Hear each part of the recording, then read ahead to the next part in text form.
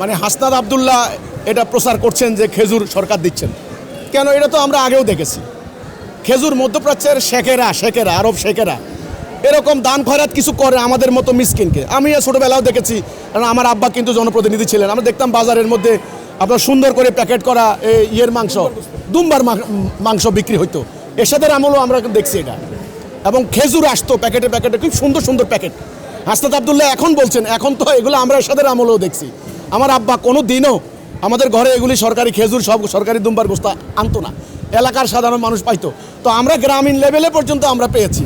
হাসনাত আব্দুল্লাহরা এখন বলছেন, কি জানি কেন বলছেন জানি না, কারণ এটা সৌদি আরব থেকে অনেক আগের থেকে আমরা ছোটোবেলা থেকেও দেখেছি দুম্বার মাংস, খেজুর সৌদি আরব থেকে ওটা আসে।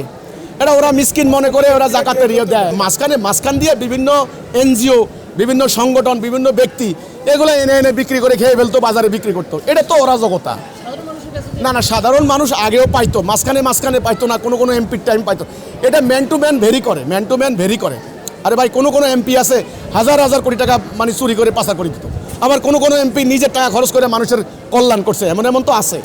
কাজে হাসনাত আব্দুল্লাহ এখন যেটা বলেছেন এটা আজকে নতুন না, খেজুর আগেও আসতো।